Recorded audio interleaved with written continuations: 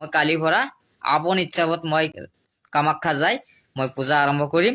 কালিৰ পৰা মই মদ খোৱা আৰম্ভ কৰিম। কৈছে মই ইছলামত থকাটো অসম্ভৱ হৈছে। যদি মই ইছলামৰ মানুহ হয়, যদি মই ধৰ্ম ত্যাগ কৰিব লাগে, মই সাজু আছো, মই কৰিম।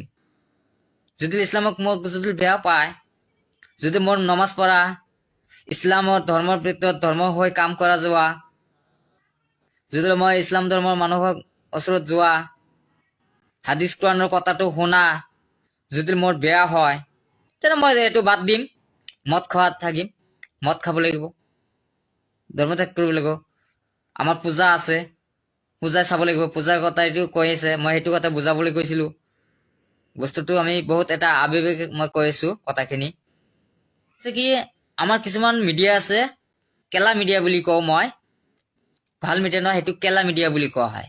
এই কেলা মিডিয়া বিলাক কি কৰে জানেনে? হয়, কেলা মিডিয়া বিলাক ক'ত কিবা এটা যদি ভুল হয়, নেগেটিভ, সেইবিলাক ভাইৰেল কৰিব কৰি মানুহৰ মাজত বিভাজন লগাই দিব, হাই কাজিয়া লগাই দিব, বাজি থাকক, নেগেটিভ চেন্টেন্সটো বজাব।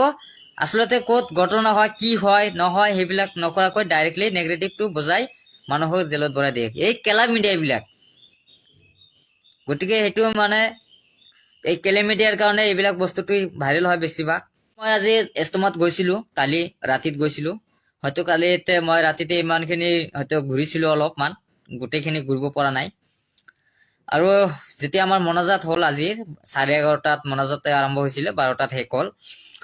সেই সময়তে মই মনাজাতত অংশগ্ৰহণ কৰাৰ কাৰণে মইতো ওচৰতে আছিলো, আৰু সেইতে মই অজু কৰিছিলো, কৰি পেলাই আমি অংশগ্ৰহণ কৰিম। আৰু সেই সময়তে কিছুমান অদভণ্ডামী কিছুমান ল'ৰাই মোৰ লগত হুলস্থুল পৰিৱেশ সৃষ্টি কৰিলে। তেতিয়া মোৰ অলপ বেয়া লাগিলে। আহি বিলাক মানে কিবা কিবি কৈ থাকিছে। তেতিয়া মই অকণমান খং হৈছিলো, যে মই প্ৰথমত কৈছিলো যে তোমালোকে মনাজাত ধৰক, মনাজাতৰ টাইম হৈছে, এতিয়া মনাজাত হ'ব, মানে উজু কৰি আছে তোমালোকে।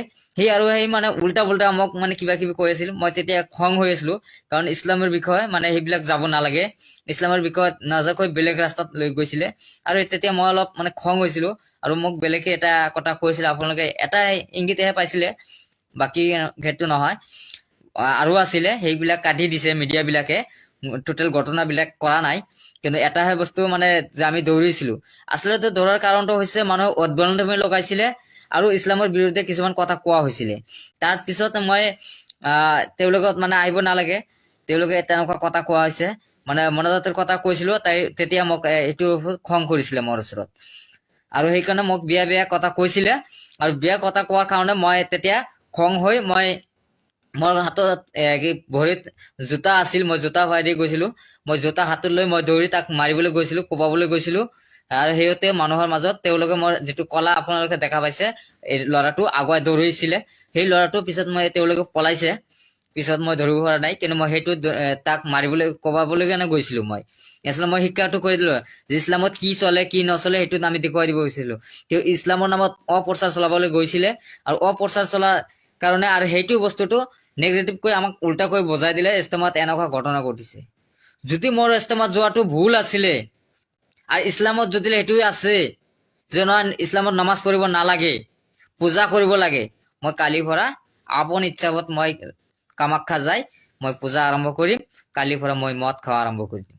যদি ইছলামত সেইটো আছে, যদি এই কথাটো যদি মই ধৰ্মৰ বিষয়ে যদি কোৱা যদি মই মনাজাত ধৰিবলৈ গৈছিলো, যে মনাজাত বয়ান কৰি আছিলে, বয়ান শুনাৰ কাৰণে কৰিছিলো, আৰু সেইটো যদি মোৰ ওপৰত মোৰ লগত উদ্ভণ্ডামি কৰিছিলে, তাৰ পিছতহে ভলেণ্টিয়াৰ সকলে আহিছিলে। মই যেতিয়া দৌৰিছিলো তাৰ অকণমান পিছতে ভলেণ্টিয়াৰ বিলাক আহি মোক তাৰপিছত কনচিডাৰ কৰিলে। কিন্তু আমি যিখিনি আমাৰ